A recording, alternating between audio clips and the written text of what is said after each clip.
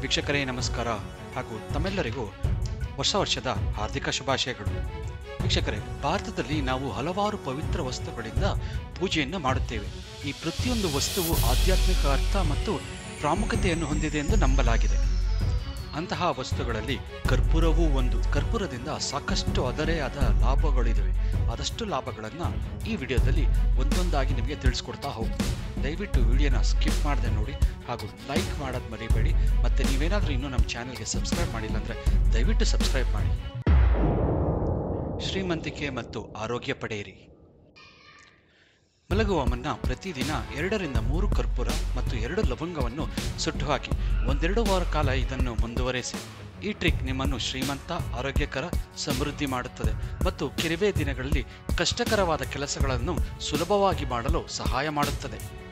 ಕರ್ಪೂರವನ್ನು ಉರಿಸುವುದು ದೇವರನ್ನು ಮೆಚ್ಚಿಸುತ್ತದೆ. ಸೂರ್ಯಾಸ್ತ ಸಮಯದಲ್ಲಿ ಕರ್ಪೂರವನ್ನು ಉರಿಸುವುದರಿಂದ ದೇವರಿಗೆ ಸಂತೋಷವಾಗುತ್ತದೆ ಎಂಬ ನಂಬಿಕೆ ಇದೆ.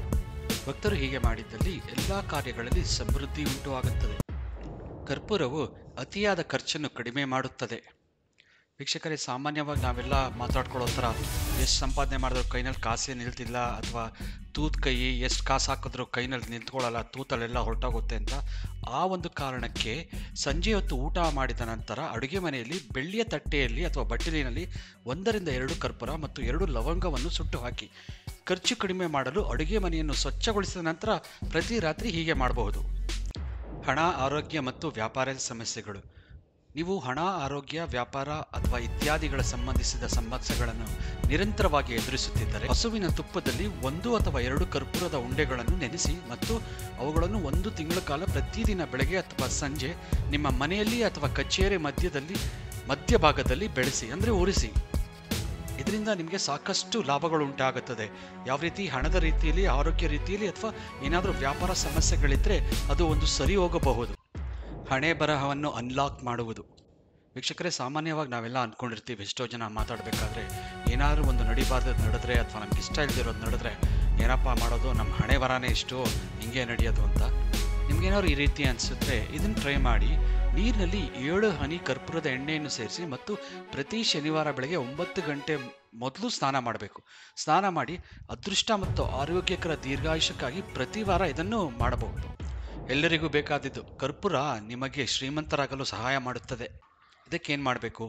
ಗುಲಾಬಿಯನ್ನು ತೆಗೆದುಕೊಂಡು ಅದರಲ್ಲಿ ಕರ್ಪೂರದ ಘನವನ್ನು ಸುಟ್ಟು ಹಾಕಿ ನಂತರ ದುರ್ಗಾಮಾತೆಯ ಪಾದದಲ್ಲಿ ಹೂವನ್ನು ಅರ್ಪಿಸಿ 43 ದಿನಗಳ ಕಾಲ ಇದನ್ನು ನಿಯಮಿತವಾಗಿ ಮಾಡುವುದರಿಂದ ಸಂಪತ್ತು ಗಳಿಸಲು ಸಹಾಯ ಮಾಡುತ್ತದೆ.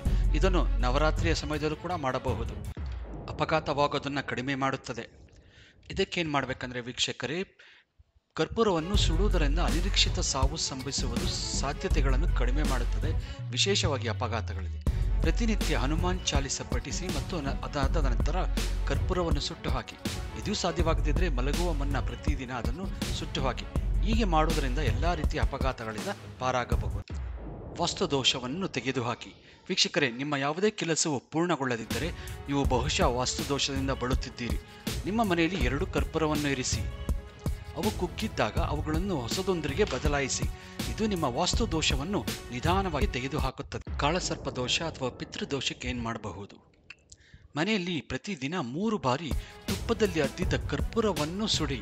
ಹಾಗೂ ಈ ರೀತಿ ಮಾಡೋದ್ರಿಂದ ಕಾಳಸರ್ಪ ದೋಷ ಅಥವಾ ಪಿತೃದೋಷಗಳಿಗೆ ಕಾರಣವಾದ ಗ್ರಹಗಳನ್ನು ಸಮಾಧಾನಗೊಳಿಸಿ ಮತ್ತು ಗ್ರಹಗಳ ನಕಾರಾತ್ಮಕ ಪರಿಣಾಮಗಳನ್ನು ಕಡಿಮೆ ಮಾಡುತ್ತದೆ. ಕೆಟ್ಟ ಕನಸು ಅಥವಾ ಕೆಟ್ಟ ಸ್ವಪ್ನಗಳಿಗೆ.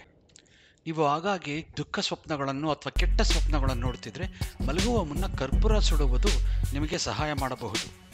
ಇಷ್ಟಲ್ಲದೆ ವೀಕ್ಷಕರೇ, ಕರ್ಪೂರನ ಆ್ಯಂಟಿ ಆಕ್ಸಿಡೆಂಟ್ಸ್ ಥರನೂ ಯೂಸ್ ಮಾಡ್ತಾರೆ. ಕರ್ಪೂರವನ್ನು ಹಲವಾರು ವಿಧಗಳಲ್ಲಿ ಬಳಸಬಹುದು. ಕರ್ಪೂರದ ಎಣ್ಣೆಯನ್ನು ನೋವು ಮತ್ತು ತುರಿಕೆಯನ್ನು ಕಡಿಮೆ ಮಾಡುತ್ತದೆ. ಅಷ್ಟಲ್ಲದೆ ಮುಲಾಮುದ ರೀತಿಯಲ್ಲಿ ಯೂಸ್ ಮಾಡಬಹುದು.